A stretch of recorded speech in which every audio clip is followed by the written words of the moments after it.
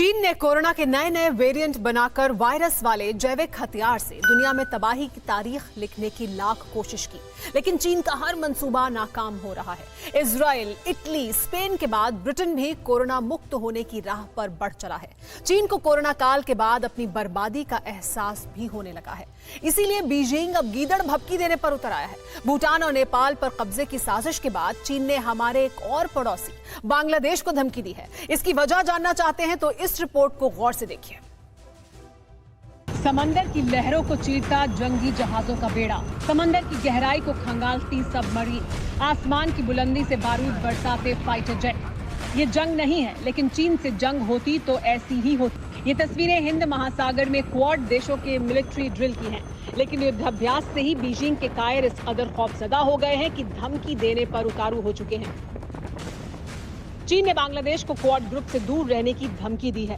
चीन ने कहा है कि अगर बांग्लादेश क्वाड में शामिल होने के बारे में सोचता भी है तो चीन के साथ उसके रिश्तों को बड़ा नुकसान होगा। बांग्लादेश में चीन के राजदूत ली जिमिंग ने खुलेआम कहा कि अगर बांग्लादेश क्वाड में शामिल होता है तो उसे बड़ा नुकसान उठाना पड़ सकता है। जरा सोचिए, चीन किस कदर बेगैरत मुल्क है। अभी तो आगाज भी नहीं हुआ है और माओ के वारिसों को अपना अंत नजर आने लगा है। सवाल यह है कि बांग्लादेश को चीन की धमकी का मकसद क्या है? चीन को क्वाड से इतना डर क्यों लगता है? क्वाड्रिलेटरल सिक्योरिटी डायलॉग यानी क्वाड जापान, ऑस्ट्रेलिया, भारत और अमेरिका जैसे ताकतवर देशों का संगठन है। क्वाड देशों में दुनिया की 4 ताकतवर देशों की नेवी शामिल है, जिसका मकसद हिंद महासागर से लेकर प्रशांत महासागर तक की हिफाजत करना है। इसी इलाके में चीन की करतूतों का सबसे बड़ा सेंटर साउथ चाइना सी भी आता है। इसीलिए चीन क्वाड से खौफ खाता है। चीन जानता है कि क्वाड की ताकतवर देशों से पार पाने की उसकी हैसियत नहीं है। इसीलिए चीन हिंद महासागर से लगने वाले छोटे देशों को धमकाता रहता है। हिंद महासागर दुनिया का तीसरा बड़ा महासागर है। हिंद महासागर का क्षेत्रफल लगभग 7.4 करोड़ वर्ग किलोमीटर है। दक्षिण में अंटार्कटिक, उत्तर में भारत, पश्चिम में अफ्रीका और पूर्व में ऑस्ट्रेलिया और इंडोनेशिया।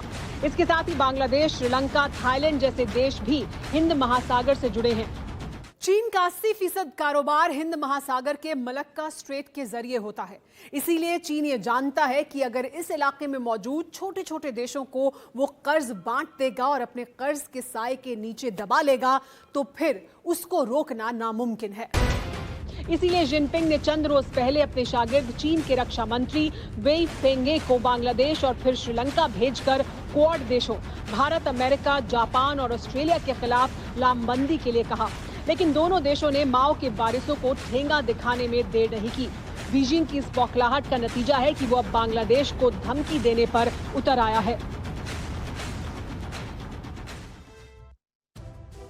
अड़ी सोमवार से शुक्रवार शाम 6 बजे सिर्फ TV9 भारतवर्ष पर। डाउनलोड मौज।